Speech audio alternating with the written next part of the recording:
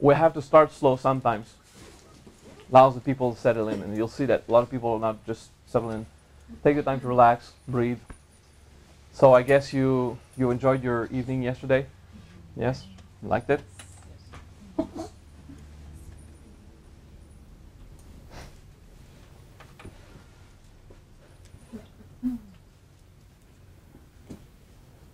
Breathe in your abdomen. Get to the point of self-awareness. Soft. Don't invoke the tremendous power. Just relax.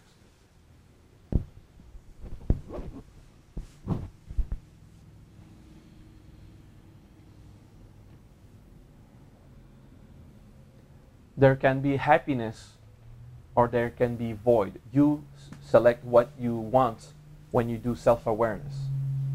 But right now we want to start softly. Let's not emotionally override yourself with the biggest joy, or else the subtleties of the 9 first creative forces, you won't get them. They're so subtle and not obvious that they're difficult to grasp. I want to start this by speaking of authority. Now you come back here. Okay. Each time you're going to feel a reaction when I speak, take a breath. Feel your emotion. And do what you know is emotional integration as I taught it. And if you don't know it, do your best. Pay attention to your emotion and say, oh, that's an emotion, that's a judgment. So if you're going to say something that triggers something in you, don't try to resolve it, don't try to change it, don't try to manipulate it, just so, oh, I have a response. Okay? Learn to not implicate yourself in it. Okay? Because while you stay implicated in your emotional responses, you dramatize. Don't we? Occasionally.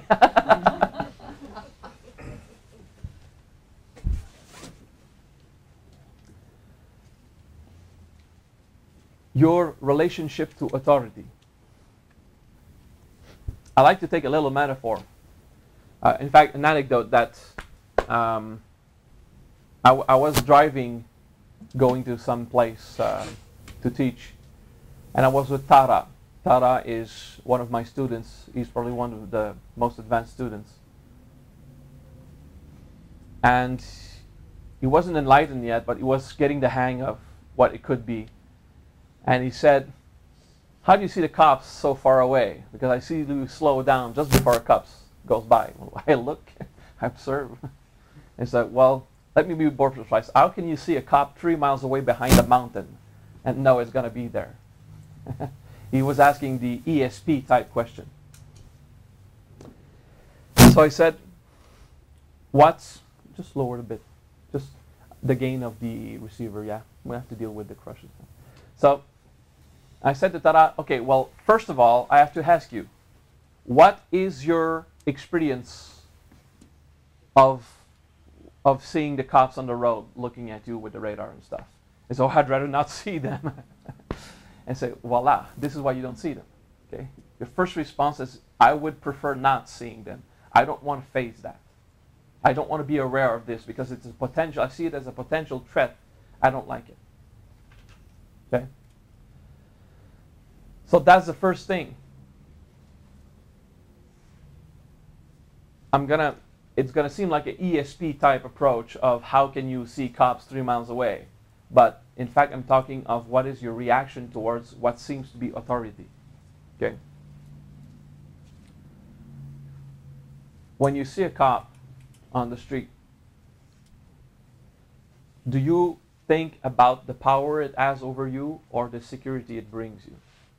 Because I know that without cops, without the military, the firefighters, and the ambulance people,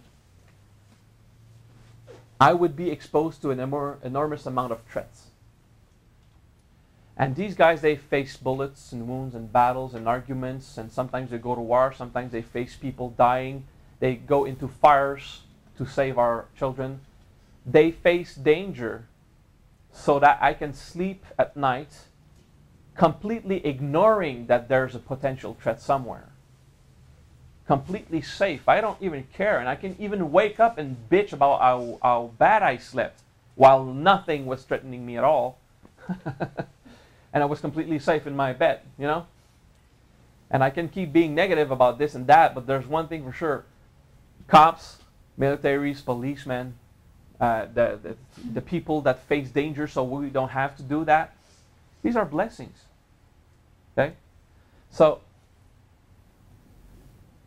if you look at everyone who has a power in society and you fear that, you're misunderstanding their role.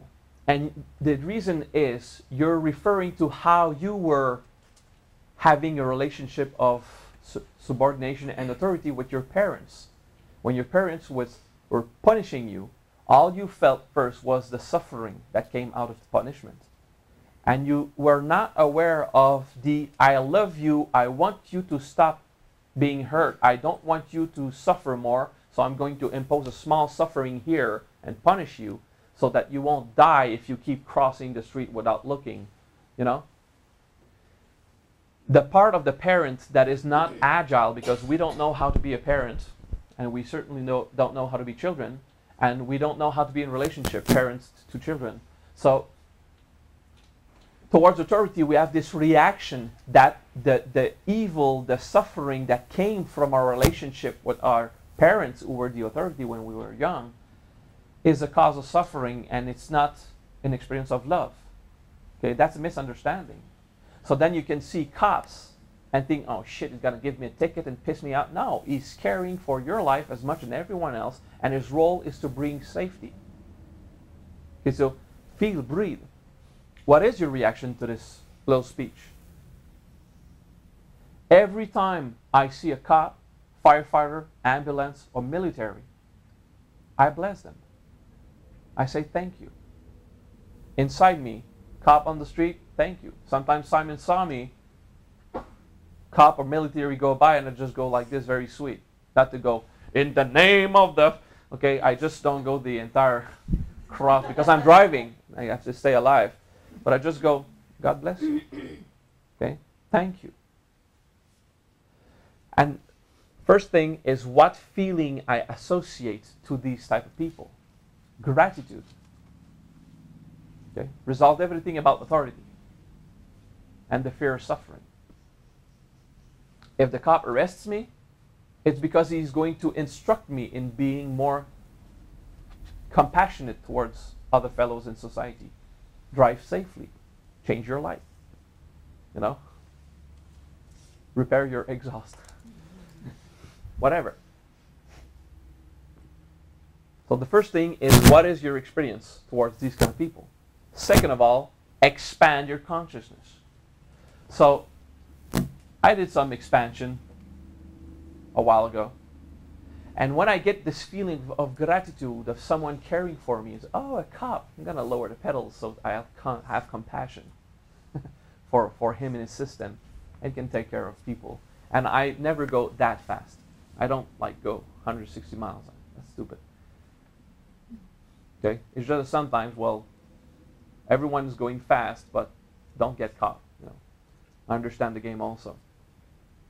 But there's not once a feeling. There were at times. Oh shit, is he gonna hit me or what? Am I gonna get a ticket? I'm just looking at this as, oh, okay, these are tools. These are my new parents. Okay, they're taking care of me. They want me to be safe. We eat every day. We have clothing. We have shelter. We have no problem. In a social and political regime where people's life and physical integrity are threatened, like tyrants and totalitarian regimes and stuff like that, the people need to find a way, when possible, to overcome that, to install a more civilized or democratic or communist or socialist. And yeah, the people are in a democracy, they bitch the socialists and the communists. I mean, as long as people eat, have clothing, shelter, and they're safe, it's a good regime. Okay, so you can stop bitching. That's a good thing. I'm not saying I feel great gratitude toward politicians. No. Politicians are not always taking care of my health. But a great deal of people are. A great deal of people. So look at your attitude towards this authority. If you can't resolve that, forgive yourself, forgive others. If you can't get a great understanding, a higher level understanding of all that, authority, parenting, and free yourself from this conditioning, you're not going to grasp the creative forces to the highest extent. Because the most powerful force that guides us sometimes through suffering so we can get wisdom is God. So if you have any reaction towards the parental aspect of God, you're going to have a problem. Okay? Because there is suffering. And sometimes we go through it. And this is not a seminar on integration, it's a seminar on creative forces and states of being and stuff like that. But if you have a problem with cops and military and war and all that, I'm not saying that war is good, nor that it's evil. And the reason why politicians send the military to war, that's not my role to judge that. But there's one thing I know for sure. Because there are military people, I'm not shot at. I'm safe. And when my son was about to die, I dialed 911 and my son is alive. For multiple reasons. One of these reasons was an ambulance was ready. Okay? So, I'm happy about that. You should be happy too about that. Right? Breathe.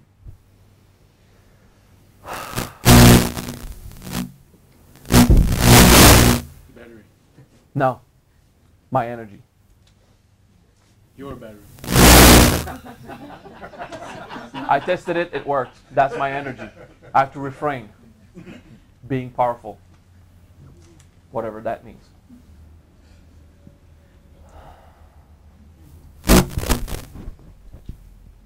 You remember yesterday when I said I must not put the microphone close to my solar plexus or my heart? I'm trying to find exactly the middle point between my two chakras. It was too low. Sorry about that.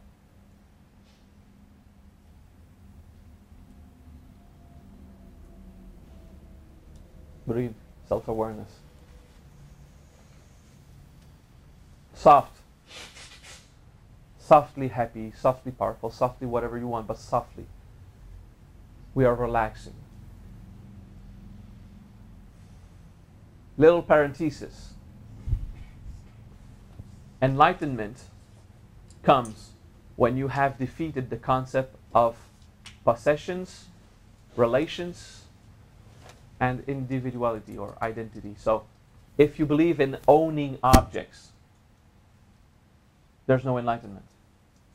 But once you conquer owning objects, you still pretend to own objects out of compassion for those who still believe in the system. Okay? There's no relationship. There's no wife, husband, parent, child. There's no brother. There's no friend. There's no relationship. The concept of a relationship, none of it exists.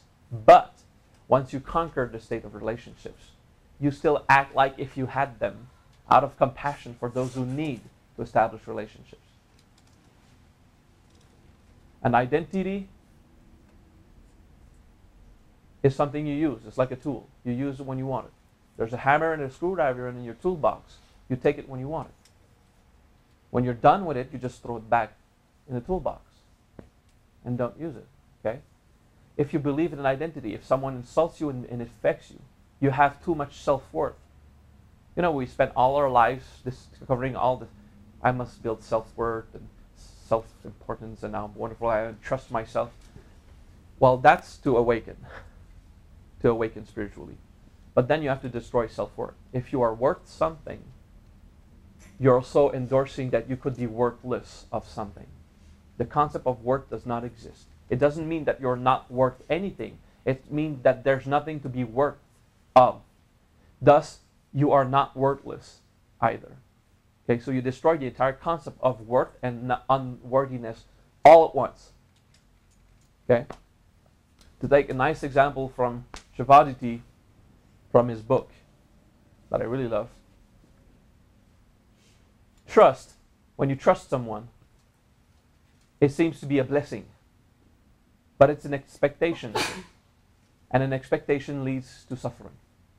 When you trust someone, you expect this person to keep acting in the way it is used to, in the way it earned your trust. In other words, it's an exterior power that is affecting you. It's based on identity, relationships, both of those. So trust is something you need when you're in doubt. To defeat doubt, you need trust. When you defeated doubt, destroy everything. All you need is faith. And then you will give responsibilities to people not because you trust them, because you're intelligent and prudent. This guy proved that he was going to do it correctly, so I'm going to give this responsibility to this guy. It's not trust. It's faith. The type of trust that people can earn and lose, this is manipulation. This is ego. This is illusion. Okay? In all the personal growth courses, they'll say, build your own self-trust. Yes, you have to do that.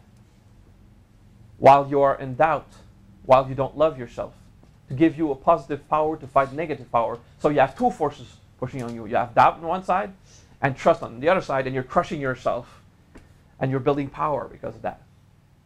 It still is a power based on suffering. It is still based on defeating something. You could just let go of doubt and be in a state of faith. Okay?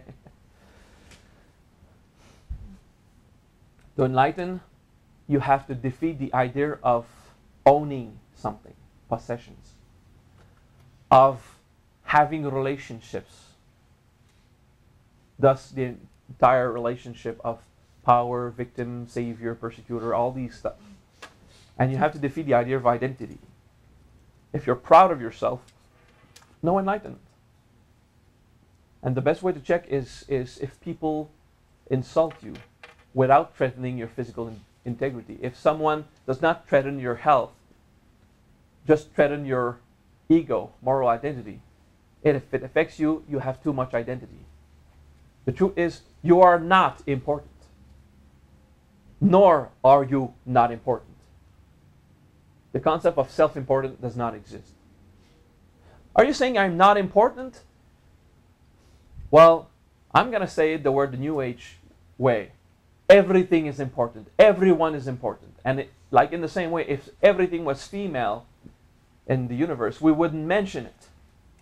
So if everything is important, important does not exist. Okay? It's a perspective. If you try to say, oh, this is very important, you're acknowledging that something else could possibly not be.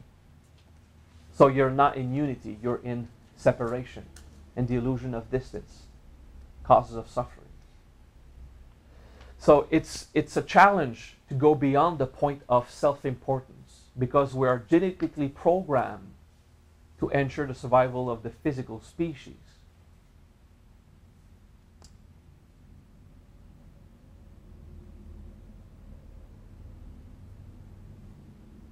We want to be loved. We want to be loved by others. Whatever you seek outside, stop. Find it inside. The only thing you need outside, food, clothing, and shelter. The only thing you need to find in the physical realm is what will permit your physical body to exist in a state of comfort. To be comfortable in your body, to like it. Everything else, find it inside.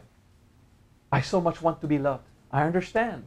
Go have a love relationship. It's wonderful. I won't play the Buddhist game. You'd rather go sit in a cave and watch a dot on the floor until enlightenment comes. Some people do that. When I was invited to Vietnam, a lot of these great monks were invited in Vietnam. And they were like wild animals let loose. Okay? They did not defeat attachment. They were simply so deprived of anything to attach to, they just didn't. But the moment there were the wonderful Vietnamese girls with the like lots of skin exposed and stuff like that, and the teenagers roaming around with cell phones, and they had laptops to communicate with the temple. They went crazy and just so enjoyed human life. I imagine the suffering when they go back to the temple, deprived of all these things that I just enjoyed for 1 week. What do the Buddhists do? They will sit and they will observe the suffering until it disappears. They will breathe. But nonetheless, people are completely abstracted from possibilities of attachment. They do not defeat attachment. They just remove it from their environment. Okay?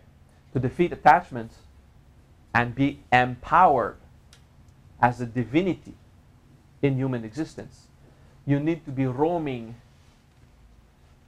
around all these opportunities of attachment, these great desires, these things to own, these people to have a relationship with, all these possibilities of social identity, and not have them. And then you pretend out of compassion for those who need it. Okay? So, when people look at me or any one of my students who got enlightenment, you look at them and they just seem to be normal folks. Until they sit and they start to sing the name of God and you go, oh! Okay? When they reveal themselves as what they are. Until then, I mean, they're whatever. Which is good, which is accurate, in fact. We're just whatever. So that's a key point on enlightenment. That's the most difficult part to overcome. Feeling one with everything, remembering that you're the creator or that you're all thing created, having expanded perception beyond the nervous system. These are side effects of enlightenment, and it means that your soul is going through and your nervous system is losing power over the true perception of the self. But it is not enlightenment. Some people come back from meditation, oh, I'm enlightened because I know I created all things. Yes, but are you still emotionally dependent on someone? That's the question. Are you free from the world of illusion? Do you perceive reality as it is? That is enlightenment. So these, and once enlightened, it's not the end. Once enlightened, third bhumi. First bhumi is awakening, second bhumi is something else, third bhumi is enlightenment, and then self-realization is after the 10th bhumi. So you have 7 more stages of evolution after enlightenment. It's not over. So mostly the Hindus, they get to enlightenment and they stay there. And there's still a bit of attachment, a bit of enjoying life, a bit of all this. It's okay. But there's no self-realization while you have anything about possessing something, having a relationship or an identity. And self-realization, the only thing that exists is Dharma, experience. Everything that exists is an experience. Nothing less, nothing more.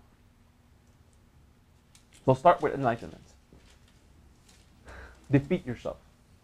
How can you check your level of attachment? You take the 3 objects that you prefer of all that are not required for you to earn a living or ensure your safety, and you throw them away. Your most precious souvenir about your mom. I understand you have the right to keep it. It's precious. It's a souvenir about your mom. You love her.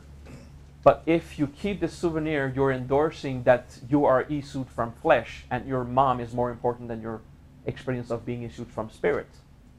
So this is why sometimes we see people on the path of enlightenment, they start to destroy their families and you think that they're in a cult or something. They're doing it alone. I'm not telling you you have to do it or else I won't teach you again. No. I'm telling you if you do it, you're going to get the experience. You're going to check yourself. You're going to see how far you are in your state of towards enlightenment.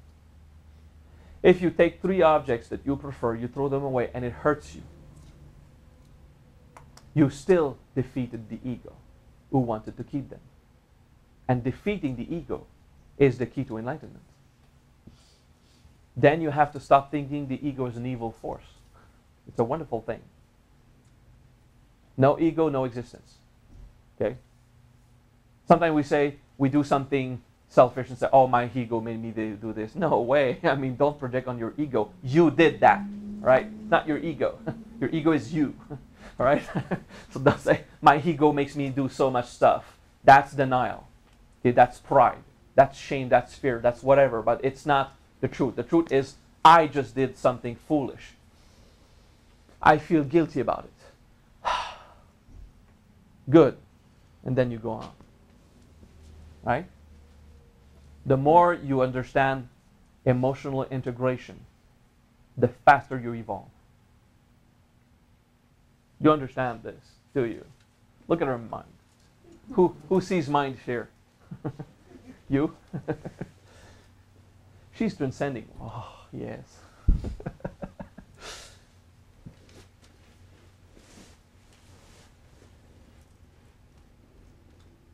You like that so far? Cool? Nice? Breathe. Self-awareness now invoke power. Not power doing anything. The first primordial force. The source of all things not doing anything. The unmanifested. Great presence here.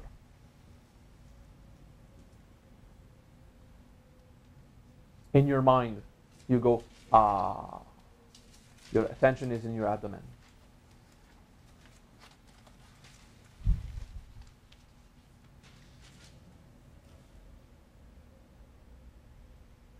Okay, I don't want you to be too much in happiness. I want you to be mostly in power. And relax. Okay, come back here. Let's do an exercise. Let's try to feel the pure thought. The pure thought of that is contained in an image. So I'm going to throw images at you, tell you, what is this? What did you feel? And you're going to try to feel the emotional state, the feeling of what really is that in the image.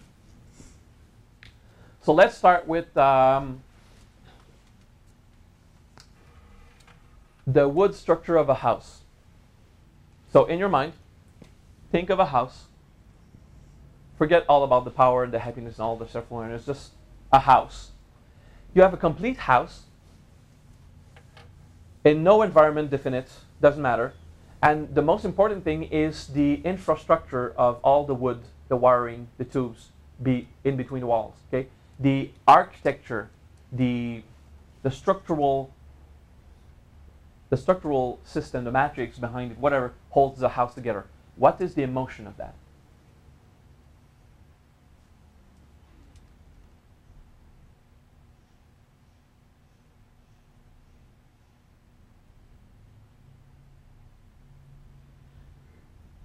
Okay, so we try to get an emotion. Now, I'm going to have some of you name words. Okay, try to explain with one or few words what is the feeling of. Okay, in very simple manner. Okay, Brian? Barrier, like security, barrier. Security, barrier, okay. Solid. Solid, okay. Marsha? Nothing? Empty and full. All properties the same thing. Matt? Sturdy. Sturdy? Okay. That's pretty good. You? Stability and foundation. Stability and foundation. You? Connectedness. Connectedness. There's the wire aspect. Jerry? I thought of stability. Alta? I thought of just being comfortable, that it's going to stand up. Okay, standing up. That's stability. Okay, but the standing up aspect. Okay, Vanessa? Security. Security, okay. Flowing? You're way out there, but you got it. Okay. The idea, everything that you mentioned is good, including the, I don't know, okay, that's all good. That's all part of the house thing, okay? If you go back a few thousand years, a house did not have all the structure that we have today, okay? but it still had the idea of something holding it together, in which you are, and all this aspect of becoming around it. Okay? Lucille. Second creative force. The letter is B.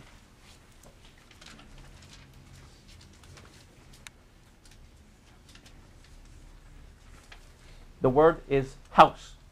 It's not the word, but the concept is house.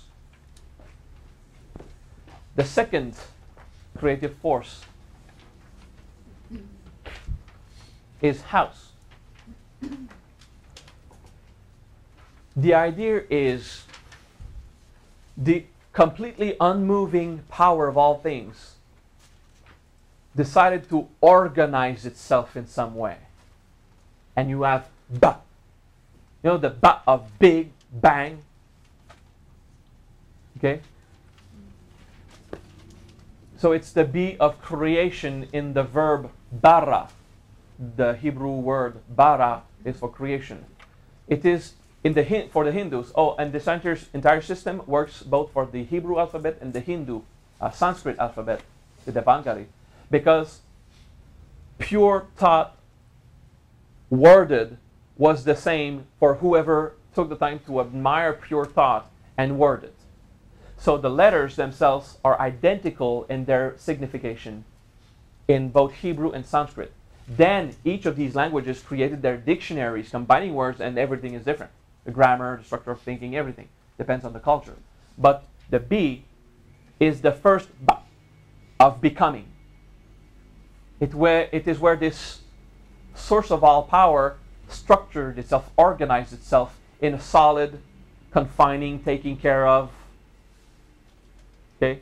It's God starting with, I'm going to make something.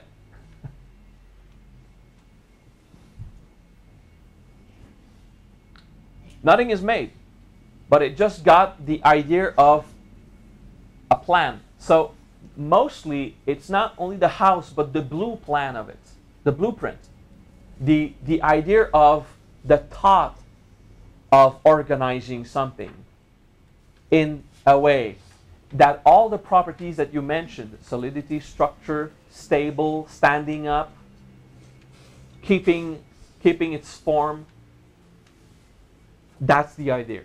Okay, so there's no exact word in English, nor even in Sanskrit, to name it. But it's all this emotional state.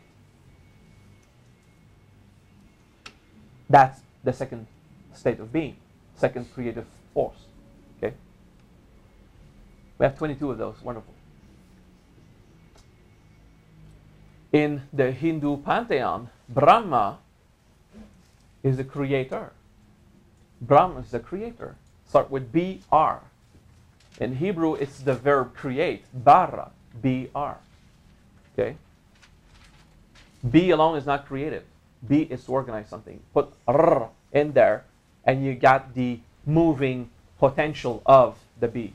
So we create. Okay? The 20th letter is R.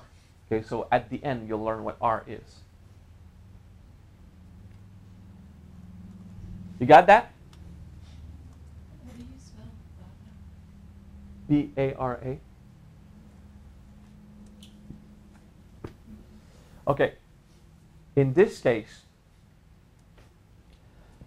I'll explain later why, but we put a small vowel after each of the letters so we can hear it. So if I go, doesn't work.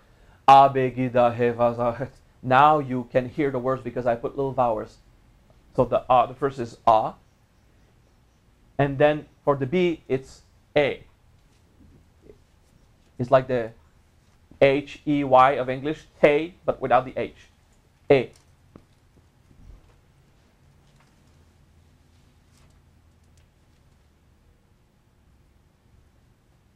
Okay. In Hebrew, we just write E. So can you write next? You take another color. Soft blue is good, not red. Blue, yeah. And you put a small E, half the size, a small E next to it, half the size of the main letter. So it's B. Yeah, okay. So it has nothing to do with the word B. It's Aleph-Beth. Okay. The real letter is B, and we say E, just to sound it. Okay. Afterwards, and if you learn Hebrew, you'll learn what is B, Be, Bo, Bu, Ba, Ben. Okay, you're going to learn all the ways to vocalize and what's the role of the vowels to support the creative forces, and we're going to learn all that. Okay, it's like spiritual grammar, and actually this is why the seminar was called the language of the soul, because once you know this, you can look at any Sanskrit mantra using pure Vedic words or biblical Hebrew and understand its pure value in pure thought, because you're going to analyze the letters and understand their interaction together. Okay, so your soul name, once you got the entire 22 concepts. And for the multiples of the Devangari, like the D, DH, DD, DDH, okay, all that is just combine one or two Ds, just combine the letters, always we pronounce them, and it's exactly that. Okay, it's just more refined form. D is form, DDH is formed, very formed, expressed. Okay, but it works. Yeah, well, it was interesting when you said the E and the B. I was like, that just doesn't track with what I know, because in Sanskrit it's the vowels, but the second vowel is E. You know, A, E, A, U. Yeah. So it just morphed a bit. So that's Cool, very cool, but that's based on the Hebrew. yeah. Yeah. So you I see, can't think Hebrew, so I have to. yeah, well, Yeah. that's wonderful because it also fits with Sanskrit. Yeah. I'm showing the Hebrew version because the Sanskrit version is 50 forces that end up being the same. So I go the simpler way. Yeah. Usually I do everything in Sanskrit, but for this one, I go with the main concepts. Okay. In Sanskrit, there are 4 Ds, 4 Ts, and 1,000 of variations of the Gs and the Ks and the Cs and stuff like that, where the only repetition in Hebrew is 2 Ts and 2 Ks. The K and K, the T and T. Okay, so, and everything else is different. I'm just allowing your mind to that. Okay, so there are letters and we're speaking and stuff. You're going to find out everything about that. So this unmanifested power, later on, you're going to discover that the first letter is silence, and we put the small vowel A to hear it. Okay? So I said the first letter is A, but now you should put just the underscore in front of the A in black. Just underscore in front of it. No, in front. Yeah. So it's nothing to hear it. Okay? But the first letter is silence. We use to establish its presence in our abdomen, because is not the first force. It's presence. The vowel A means presence. We're gonna do the vowels in about an hour. Okay, so don't take notes. Not required now. Okay.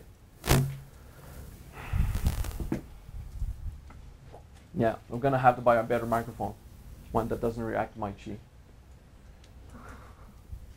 Happened to Mafu and all other saints. So the pure primordial force is silence. Breathe in self-awareness. Relax. Go in silence, where sound is more absent than silence, where light is more in existence than pure darkness. Go in the void. Close your eyes. Go in nothing. Regardless of the perception you have with your 5 senses right now, it doesn't matter. In your state of being, go in nothingness. There's not even emptiness, because there's no space to fill. It's not any existing thing. Void. Breathe in. Exist in your abdomen. Okay, come back here. So you see, first power is silence. And there's a build-up in and then you got that, right? So we usually just go and we know that it comes from not sound. If there is sound, it's created, thus it cannot be the creator. when you think of the Creator like God or not God or Supreme Consciousness, oh, I imagine a great big white light. Well, the white light is an illusion over the Creator. If there's light, it's something. It must have came out of a place where nothing is manifested yet. So it's pure nothing, blackness, darkness, in existence. That's the Creator. The Creator is pure silence. We say void. And to speak about the state of being, we say vacuity. Vacuity is a word shared amongst a few traditions. Okay. You're all good?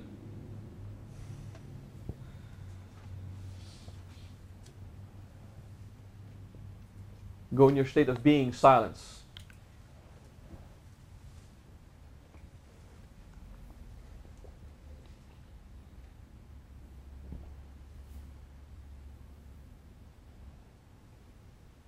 Now go to the feeling of a house and decide I'll organize everything, and you think aleph-beth.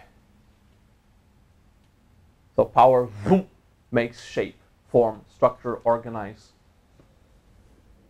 envelope, make safe, stabilize.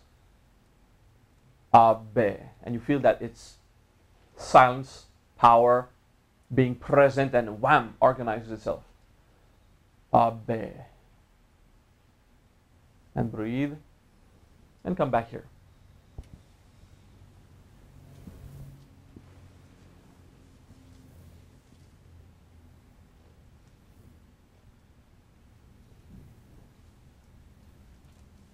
You can hold 10 minutes, or you need to break now.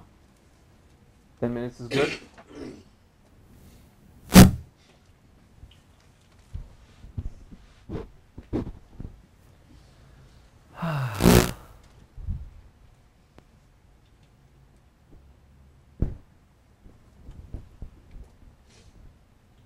All right. A long time ago in the desert, camels were extremely valuable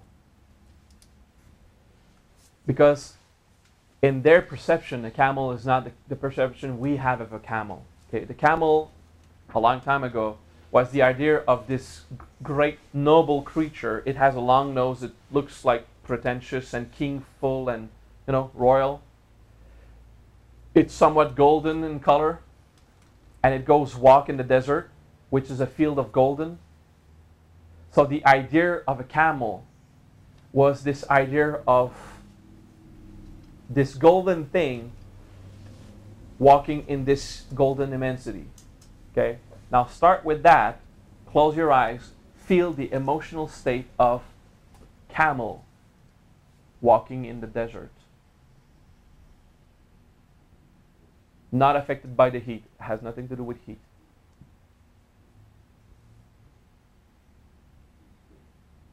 Feel the moving into, the expansion.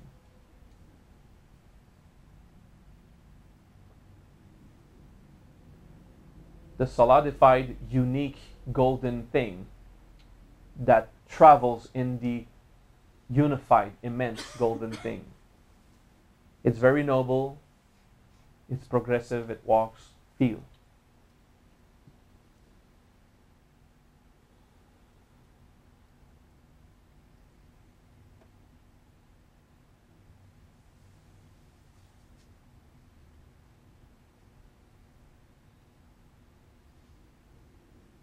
Okay. The desert part, there's a very expanding aspect, the fact that it's immense. And the camel part is the fact that it's also localized. Okay? Come back here. Lucy. Letter G as in George. Or G as in guitar. Black. Yeah. And the small vowel is I with the blues. And the high in Hebrew we say E. Like the English EE. Okay?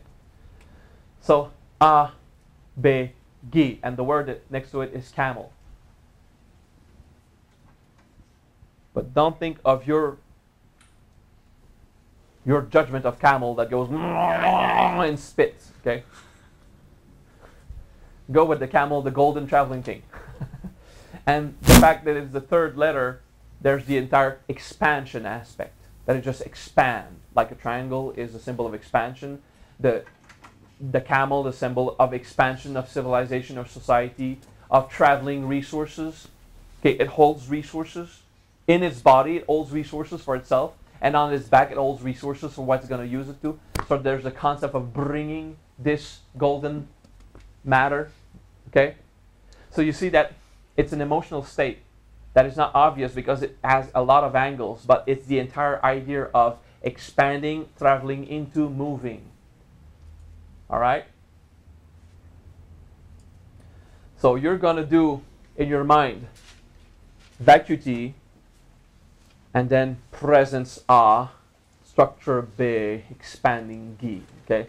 So, and you're going to go back to silence, and on your rhythm, like once per 30 seconds, once per 5 seconds, you follow rhythm, isolate, and do A, B, G. A, B, G. A, B, G. And you feel this ultimate power present, taking shape and expanding like golden light everywhere.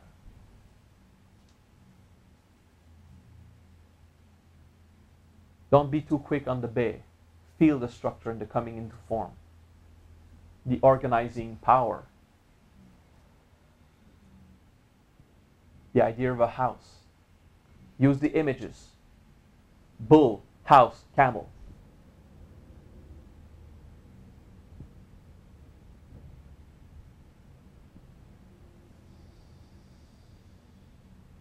I like to breathe in on Be, and on Gi, I breathe out. So on the Be, I'm breathing in, taking form, and on Gi, breathe out, expand.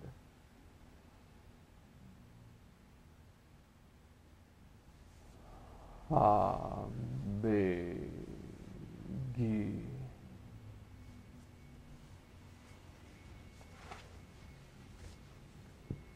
Try to synchronize all three experiences.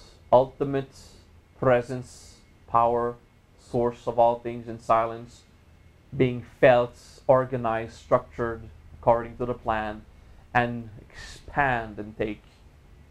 This is the big energy, okay? Abegi is the Big Bang. From the single point of vacuity, expanding great energy in the universe. Abegi. Takes form, expands. Power, silence, takes form, expands. Power, silence, takes form, expands. Wow, that's the Big Bang. What you feel at the human level right now, now you can come back here. What you feel at the human level right now. Do you remember the awe of yesterday? First it was just awe and a bull and stuff, but after the initiation it was like, wah, great heavenly power. Okay, so heavenly eyes the house and the camel too, okay? Think of the structure as not being just the house, but the house of God, meaning the entire universe had a plan, a blueprint, a shape to follow, an idea. It's not the idea of a shape. This is later on. It's the idea of becoming. And then the expansion is not just one camel in the desert. It's the entire energy of the universe, golden, just wham, expanding everywhere. So now you have like the Bija mantra, Gam. Why? It's moving in matters. G, it's moving. It goes. Guru. Gata. To go. Okay? Gata. The fact of there's movement, and it's in the form of the world. It's the final thing in this case of the world. So to move in the world is to go. You know? Okay, so the verb is based on the pure thought that triggers the emotional state that brings the understanding of it. Okay? You know Sanskrit, so we have to play. Gata is move. G. But it's not gi. Gi is something else than ga. The word in the verb gata, it's this expansion felt. This is why we call it movement. Because Gita is not the same thing. Now it's Gi, it's the golden expansion thing. Okay?